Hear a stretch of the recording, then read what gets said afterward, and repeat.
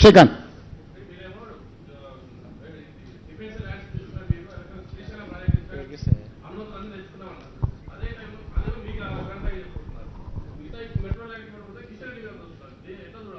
ఎట్లా చూడొద్దు, కిషన్ రెడ్డిని చూసినట్టే చూడాలి. కిషన్ రెడ్డి ఏడు అడ్డం పెడితే అవి ఆగుతున్నాయి, ఏడు అడ్డుపడకపోతే అవి క్లియర్ అవుతున్నాయి.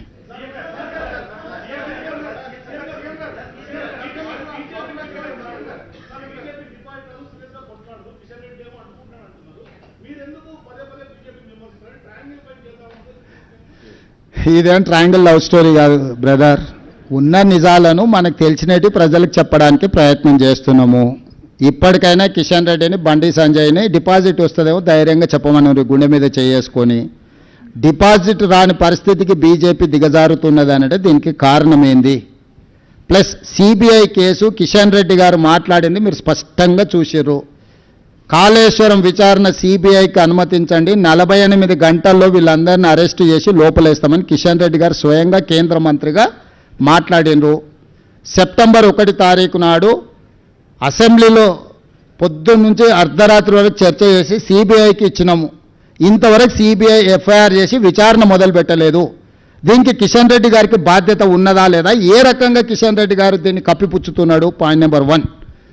ఫార్ములా ఈ రేస్లో 2018లో ప్రివెన్షన్ ఆఫ్ కరప్షన్ యాక్ట్ని అమెండ్ చేసిండ్రు.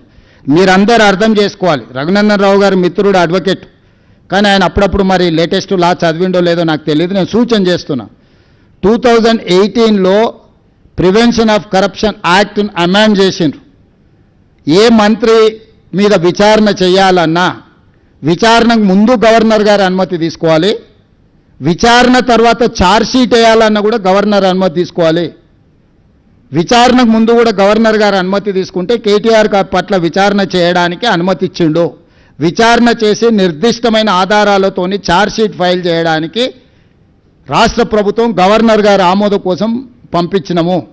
ఇంతవరకు గవర్నర్ గారు అనుమతిస్తలేరు. ఇది కూడా దాదాపుగా 3 నెలలు కావస్తుంది. గవర్నర్ గారు అనుమతి లేకుండా కేటీఆర్ను అరెస్టు చేసినా, కేసు కట్టినా 10 నిమిషాలల్లా ఆయనకు బెయిల్ దొరకడము, కేసులో నుంచి తప్పించుకోవడానికి దారి దొరుకుతుంది.